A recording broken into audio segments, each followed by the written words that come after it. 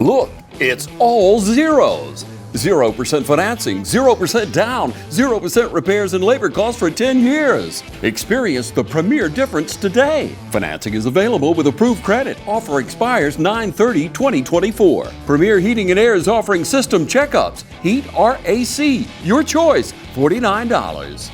Free estimate restrictions may apply, and this offer can't be combined with other offers. Experience the premier difference today. Log on to dublin.premierishere.com. Premier Heating and Air, a locally owned and operated company.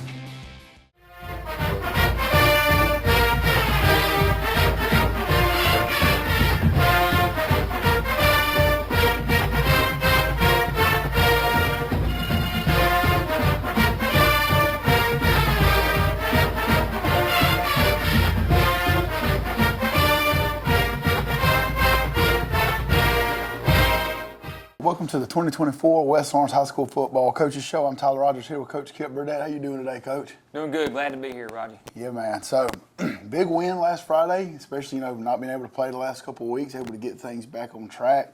And we had, was it Academy of Richmond Academy? I think the official name is the Academy of Richmond County, but it's shortened to ARC or Richmond Academy. So there you go. All right, whatever works. But again, big win. Be able to get things back on track, man. So, kind of just first thing, can you kind of talk about, give us a little synopsis of the game, what you saw, some things that we did really well.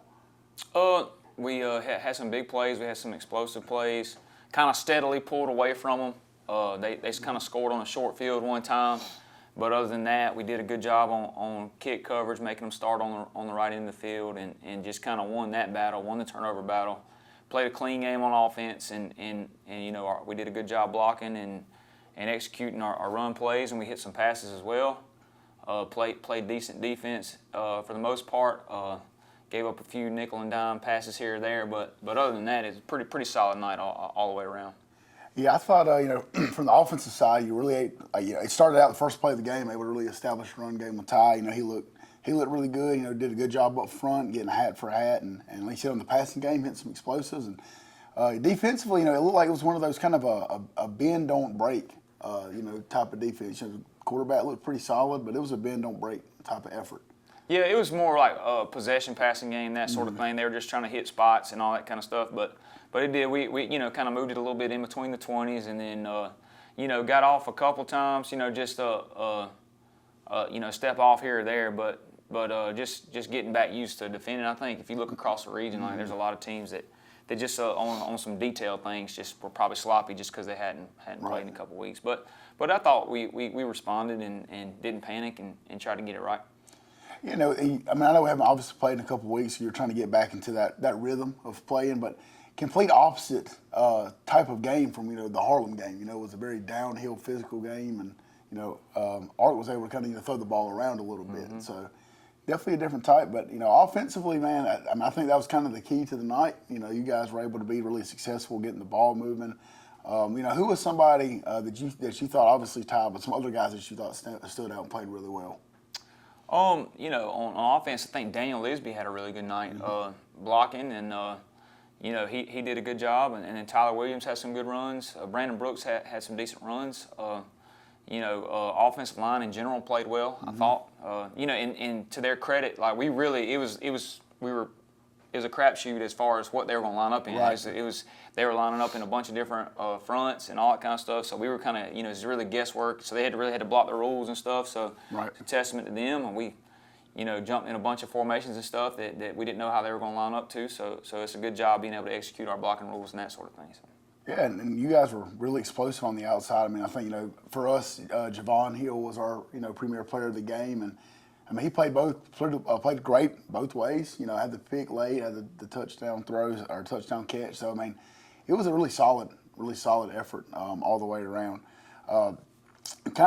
Going forward into this week, what are some things that you would like to see a little bit better improved on from the Art game? Pass defense a little bit. I think it's going back to kind of like what we saw with Harlem. It's just going to be a ground and pound type deal. That's kind of what they, that's their MO. That's what they want to do. And I think they were a little out of sorts last week. I don't think that the score last week was really an indication of what kind of team they are. But they got some athletes. They got some big line of scrimmage players. So we got to do a good job stopping the run this week, and then just try to improve on a couple things we did on didn't do well last week, and then establishing the run again, and then hitting the passes that they give us and stuff like that on the offensive side of the ball. So one thing that I kind of saw from watching the game, just from the eagle eye view up there at the top, was they were able to hit us on some of the RPO stuff. Ark was. What are some adjustments that you guys made at halftime, and some things that you do going in, like they were throwing a little spot, through the stick route a couple of times? What are there adjustments that you make for that, or is that one of those things like linebacker, you just got to get to your depth, get in the spot? I think there's some things you can do coverage-wise, but you give something to get something sometimes. So right. I think first and foremost, like you got to stop the run. Whatever run play that's got to happen. So if they can run it and throw it, then you're having issues. But some of those things are possession, passing game. I think they like to call them RPOs. They're really just faking the ball and throwing it somewhere. But we did it a couple times. Did some different zone deals, and we ran into them. Jace did one time. So. Picked it off. That's just some different things you can do. But like I said, you give something to get something sometimes if you mess with your coverage a little bit too much. So I thought we did a good job. It's mostly just being able to get there when you saw it, when you realized what was happening. And I think it's something that we practiced last week. We really tried to expose them to. So Coach Murphy really tried to get them. And sometimes the practice speed and the game speed is a little different. But I think most of just reading what you see and then getting to your drops and that sort of thing.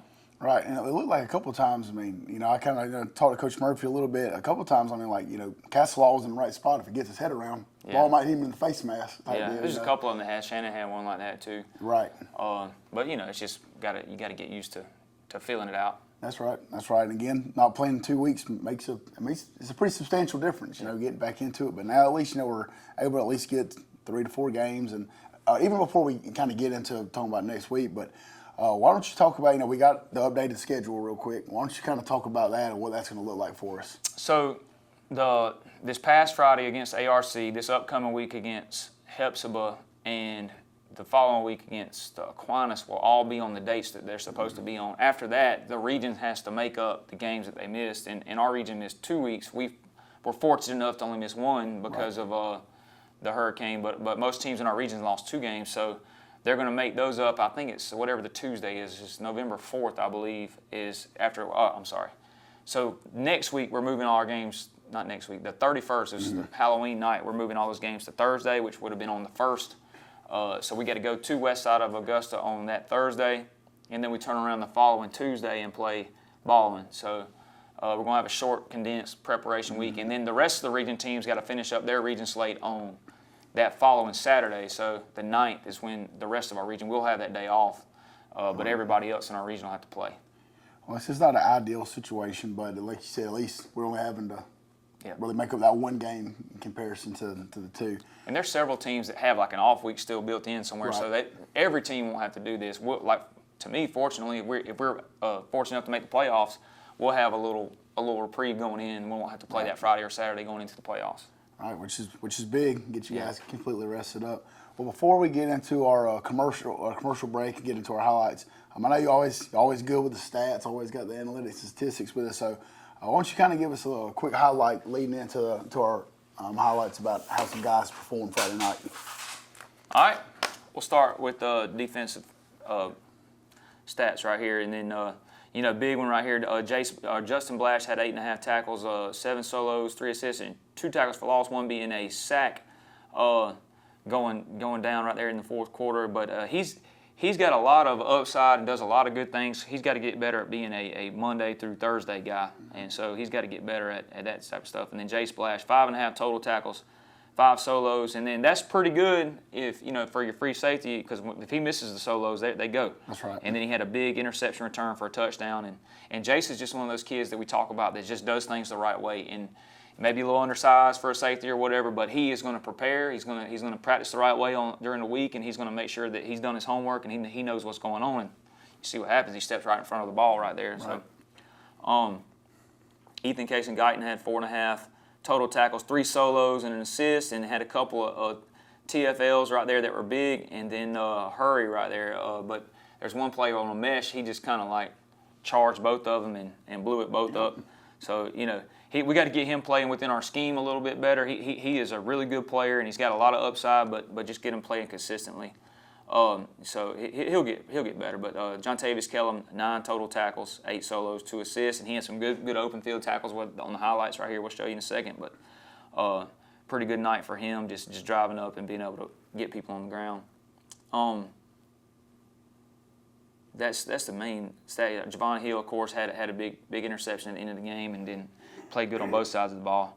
But one of the biggest things is, like, you can give up some passing yards, I think, and you can take a lot. There was like 60 or 70 that we gave up right before the half that they didn't get any points out of. Right. So I think yardage gets skewed sometimes, especially in the passing game. It doesn't in the rushing game. Like those yards always count. So Right. 17 attempts for 21 yards total. We gave up 21 total yards rushing. So that's huge in my opinion. Like I said, the old heads will tell you that you can give up 300 yards rushing and 300 yards passing and win, and you're not gonna give up 300 yards rushing and win. Right. Offensively, big night on offense. Scored 4 touchdowns on offense. Shannon Atkins had 2 touchdowns, 4 rushes for 33 yards. Big one is Ty Cummins, 6 rushes for 177 yards. So that's a pretty good average, 30-yard average. Had Long a 92 and two touchdowns as well. Casey Pollock, he some of the things that when he's playing quarterback, if he'll keep them and get us some, just hurt people.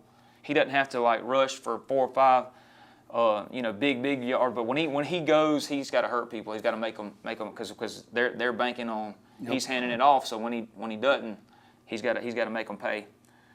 Tyler Williams had 6 rushes for 30, and then Brandon Brooks had 5 for 32, 6.4 average for Brandon, and then passing.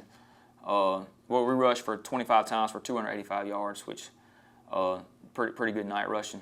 4 touchdowns for our offense as well. Case and Pollock, 5 of 6, pretty good percentages right there. 46 yards and a touchdown. And then receiving, Javon Hill had 2 receptions for 33. And then Ty had 1. Jakaris Parker had 1. Got him excited right there in the fourth quarter. Jakaris, he's been a lineman this first 2 years, so getting him in there, and he gets to wear a skill player number. He does most of his job blocking, but being able to throw him a bone is important too. Special teams, the biggest one on special teams, we had some pretty good kickoff returns. We had decent starting position all night on the off the kickoff returns.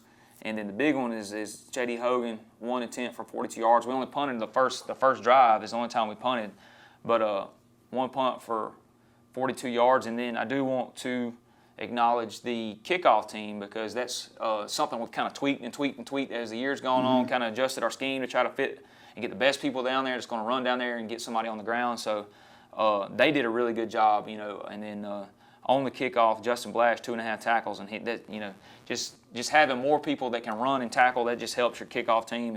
And I don't think, and I keep saying this, Duggan is maybe a couple of ham sandwiches and some weight room away from kicking that thing in the end zone every time. So So we're looking forward to that when that time comes. He keeps getting better and better at his kickoffs as well. So yeah, well, I said Blash is one of those guys. I mean, we're watching. Coach Hill and I are doing the game. He's the first one down there every time, and he's got some jets. He's really fast, and then he wants to get down there. Right. So, he's been a good weapon to have on the kickoff and punt. He's made some big plays. Like if you look all the way back to the East Lawrence game, he kind of changed the momentum in that game on the punt. So, he's got a chance to be a really good defender as well if he'll just kind of keep practicing and keep getting better and kind of learn what's going on. Well, I think it's great too. You see, you only punted 1 time. Yep. You punt 1 time in a football game, you won a turnover battle. I mean, you're going to be successful and you win running the football, stopping the football on the run. So, really good game overall. We're going to take a quick commercial break. When we come back, Coach Burdett's going to have highlights for us. I didn't choose this line of work. It chose me. Those days when it seems impossible to get everything done are the days I live for. It's my passion. If you do what you're passionate about every day, you'll never work a day in your life. Hi, I'm Greg Carter with Shamrock Honda Kawasaki CF Moto. Come check out our full lineup of ATVs, side-by-sides, and motorcycles. We serve Dublin, Lawrence, and Central Georgia areas, and we'd love to serve you. Shop Randolph's Jewelry Repair Plus and score big every time. Randolph saves you half off on diamonds. Go for the gold and save on 12 and 14 karat gold chains, bracelets, and rings. Randolph sizes and repairs too. Need a confidential loan? Just bring your gold and silver and make it happen. Selection and savings are waiting for you at Randolph's, 304 Pine Forest Street in Dublin. Call 275-0427. Open Monday through Saturday, 9 to 6. And as always, good luck to our area schools from the Sanchez family. Imagine a life-changing injury. Imagine the fear and unknown. The Houston Clinic Sports Medicine Team, the only physicians in the area with advanced certification in orthopedic sports medicine, treats sports injuries with innovative techniques. The Houston Clinic has helped nearly 1 million athletes live without pain. Imagine getting back in the game. Imagine the best game of your life. The Houston Clinic Sports Medicine Team. This month is Breast Cancer Awareness Month, and once again, Dublin Chevy GMC is joining the fight against this terrible disease. Hi, I'm Don Carswell, and our team here at Dublin Chevy GMC is asking you to join the fight with us. For every car sold or serviced this month at Dublin Chevy GMC, we will make a donation to our local agency partners. So come on by and pick out a new Chevy or GMC like the Sierra or Silverado or the all-new 25 Equinox. Then our team will make you a no-hassle deal, and we can continue the fight against breast cancer. All right, so try to keep it the real highlights this week. I think this is the first offensive possession, but we got a little deep out. Ty catches the ball. It's a good throw, Casey maybe get it to him a little sooner, but a good throw and catch, and takes a lick and holds on to the football. Some of our stuff with Ty playing quarterback, tug play, and Ty does what Ty does, and he only needs a seam, and then he's gone. So really good run out of Ty, good blocking up front. Get everything handled. Get a hat on a hat. Let him do his thing.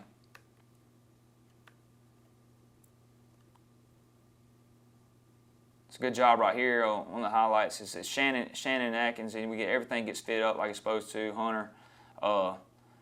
John Tavis Kellum, and then Shannon scrapes over the top, and then this is a good job out of Jace Blash just coming out of the ceiling and getting somebody on the ground right here as well.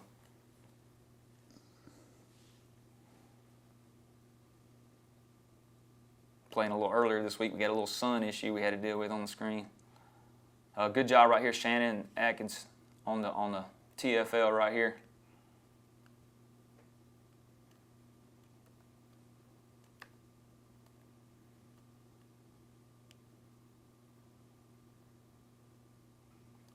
Job there in plus territory, and one of the things that it makes it hard, even though they were completing some passes here or there, is it's hard to get anything going on first down for them because they couldn't really run the ball. This is good team defense. Evan Williams and Hunter Castelaw, Shannon Atkins on the tackle right here.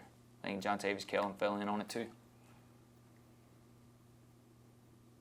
This is a really good open field tackle. This is one of the things that I think John Tavis has gotten a lot better at.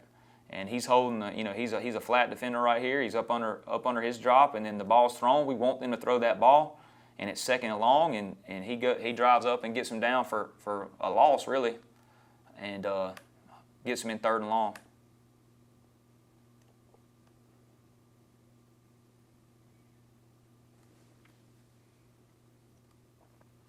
This is a good return right here by Tyler Williams. He gets us set up on some good field position and plus territory, and he's had some good kickoff returns this year. So,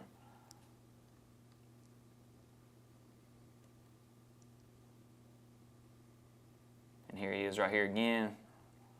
A power read play. Ty hands it off to him, taking what the defense gives us.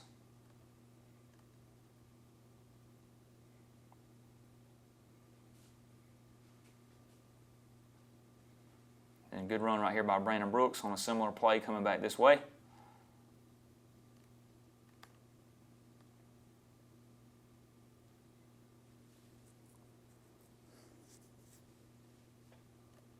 It's a good second and 5 or 6 right here. We run a similar play that we ran before. Ty gets us the first down. It's a good run. Similar read play that we ran earlier. The defensive end gives us a different look right there, and Ty makes him pay for it.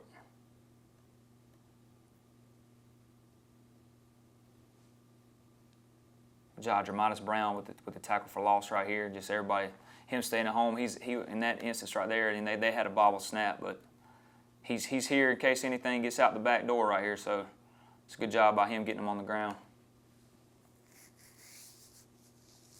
This is kind of what we were talking about earlier, but they're running a little stick play right here, a little sit down. Kind of an inverted flood, and then Jace right place, right time, steps in front of that, and he can run a little bit. Finishes it, take it to the house. I think maybe be the first pick six since I've been here, but we had one last year, got called back. Ethan Casey-Guyton with the tackle for loss from the backside, and this is one thing that he does really well, is slanting from the backside. Probably the best thing he does.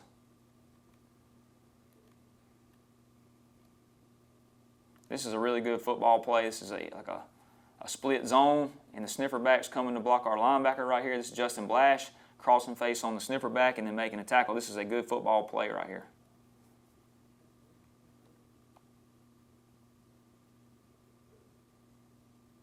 And this is the play I was talking about earlier. We got a little inside zone mesh, and Ethan Casey-Guyton tackles the quarterback and the running back.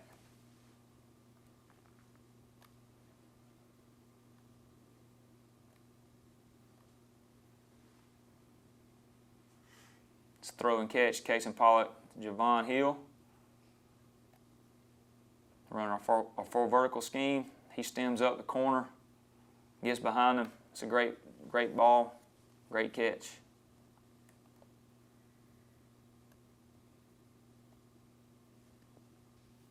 This is right before the half, and I thought we were going to get another pick right here. It's a good drop. We talked about it's a good drop by Jaden Watkins getting where he's supposed to be. We get backed up after a holding call. It was really, I don't know if I agree with the holding call. We actually missed a block right here up front. Make him miss, and then we go 92 yards for a touchdown. That's what sub 1100 speed looks like in the open field.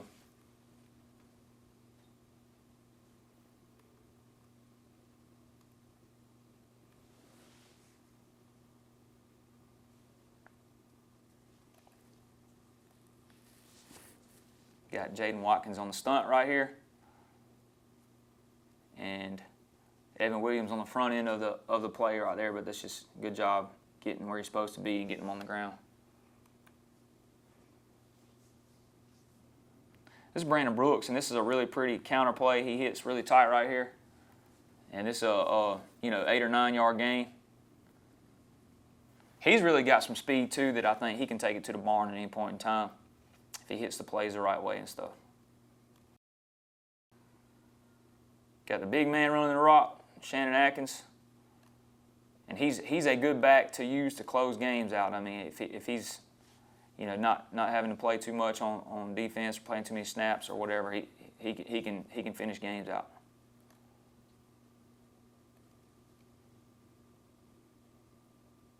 Here he is with the score right here, untouched into the end zone.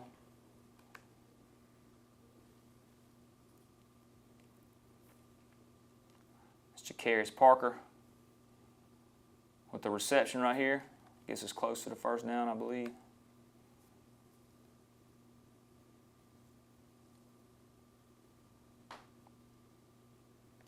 I want to put this on here. This is a really good job, and Jaden Stanley, doesn't get a lot of targets, so he doesn't get a lot of balls his way, and he's a sophomore corner that's really just gotten better and better and better as the year's gone on. He's a really good man defender. He can play man and zone, and he's smart. He knows what's going on around him, and this is a good job of him playing the backside, man to man.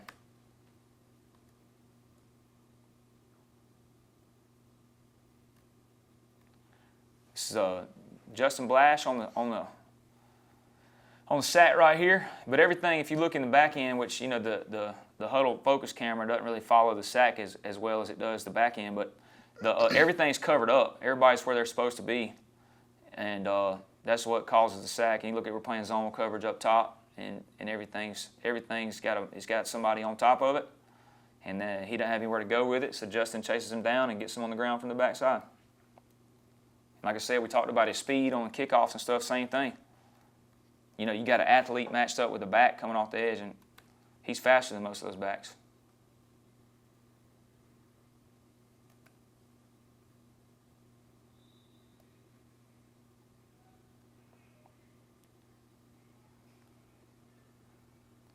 And it's Javon Hill with the interception pretty much to close out the game.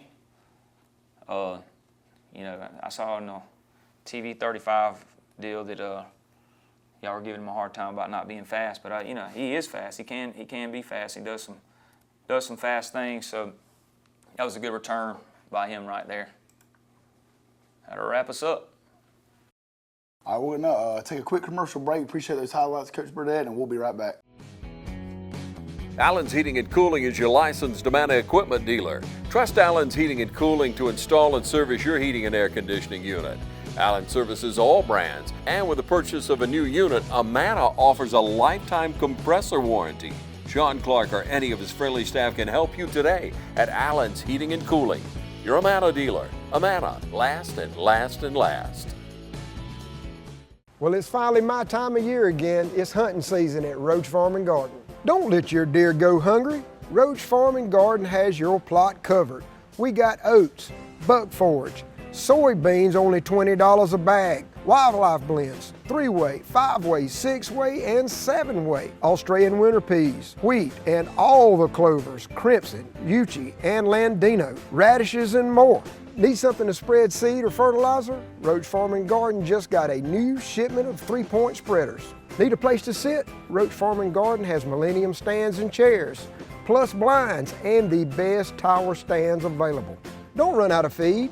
Roach Farm and Garden carries feed for just about everything and a full line of pet and livestock supplies. Trophy rocks, salt blocks, attractants, Antler Extreme, Godfrey FRM deer feed. We even got the feeders to put it in. Moultrie and Boss Book. Need a go hunting pass? Roach Farm and Garden can get you permission. We have plants, trees, shrubs, hanging baskets, and a big shipment of mums, plus a showroom full of goodies. Don't let your feet get wet and cold. Pick up a new pair of boots at Roach Farm and Garden. We carry Rocky, Georgia, and Ariat, plus a full line of Carhartt clothes.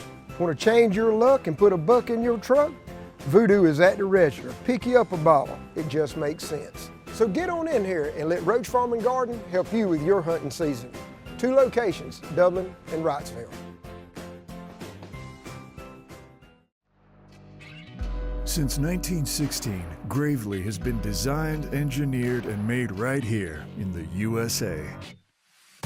Whether you prefer gas or electric, every Gravely has been forged with the commercial landscaper in mind. So they're not only built to last, but to also keep you riding comfortably from dawn to dusk. So ask yourself, are you ready to graduate to a Gravely? Visit your local Gravely dealer today. Hey, I'm TJ with Dublin Outdoors and Power Sports, formerly known as Myers Equipment Supply. We're your full-line dealer for Gravely lawnmower sales and service. Since 1965, our family has proudly provided physical, occupational, and speech therapy to Dublin, Lawrence County, and surrounding areas. Currently offering physical and occupational therapies, our mission is to work with patients and their families to reach an optimum level of independence. Whether post-sports injury, post-surgery, post-stroke, or just general wear and tear from everyday living, we strive to help you reach your goals and return to what you love doing. Remember, where you go for physical and occupational therapy is your choice. So, when your doctor prescribes it, choose Bass.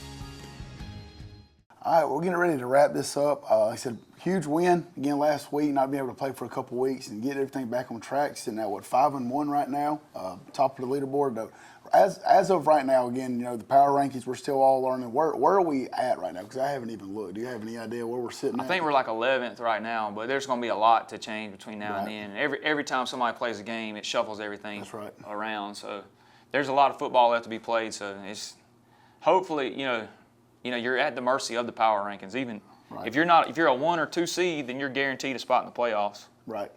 You're not guaranteed anything, if you're not a 1 or 2. So if you're a 3 seed and not, there's a 5 seed in a different region that's got higher power, and you just get left out of the playoffs.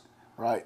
Well, what's your take on it? 'Cause I don't think we've really told. I mean, you're a huge fan of the power rankings, or what? I mean, where are you kind of at on it? I don't know. I think if we're going to do it, we need to keep doing it because everybody's going to figure out how they want to schedule games and that sort of thing. So I don't know.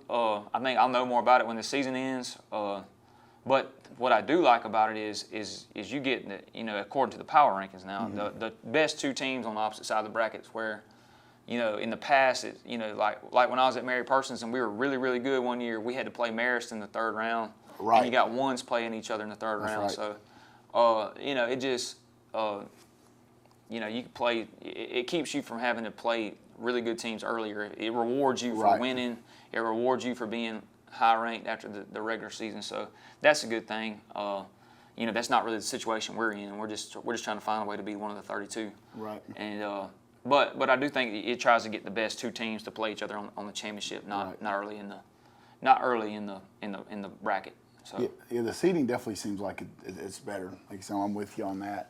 I mean, we kind of talked a little bit about Hepzibah again. Big week coming up. Another obviously region game. They hadn't had a tough out against Baldwin last week, but I think they were probably one of those. They probably haven't been in school either. Who knows when they've been able to practice and things like that. So, like you said, the score probably doesn't really indicate, how good or how bad whether Hepzibah is. So, going in, what's some things that you know about them, watching them on film? Some guys that we need to look out for. I think offensively, they got a really good back, number 9.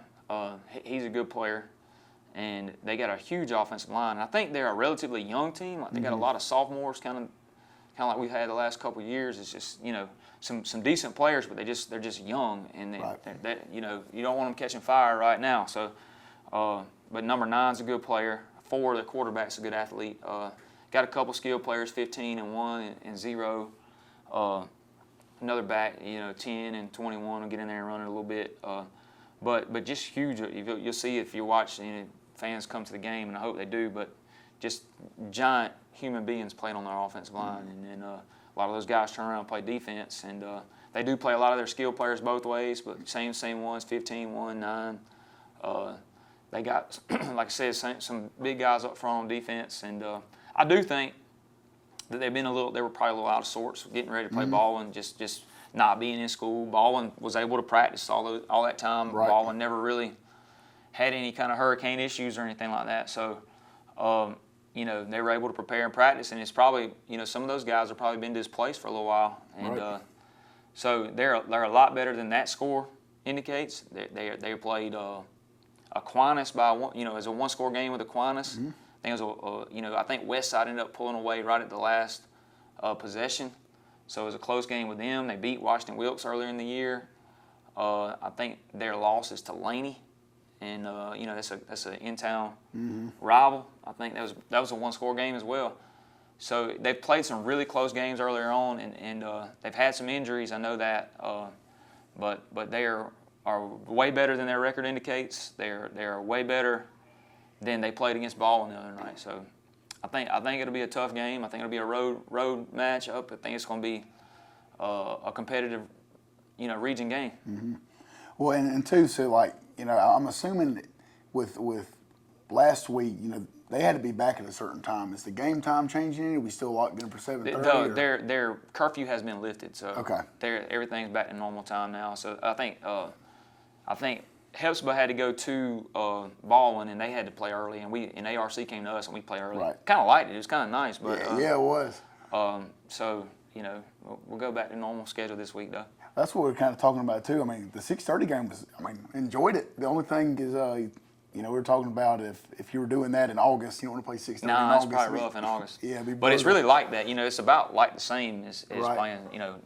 The time between we get out of school and that we do pregame warm-ups is a long time for a high school coach, and you got a lot of time to think about stuff. And sometimes it's just better just to go ahead and strap up and let's go and play. Yep. So we got to do that this week. It was kind of nice. We weren't in school You know, so it really didn't affect us, and they weren't either. So. Right. Well, I think though, it kind of speaks with, because a lot of times when you don't have the kids in school, there's so many distractions that who knows what time they're going to bed the night before, what time they're getting up. So I mean, credit to you guys getting those guys here, getting them ready to play and come out and get a big win. So really excited again. Another opportunity to get another W in the record books here, and again Friday night, hopefully you can show up to Hepzibah over in Augusta and then get ready for the Raiders to get another win. This is the West Orange Coaches Show. I'm Tyler Rogers. This is Coach Kip Burdett.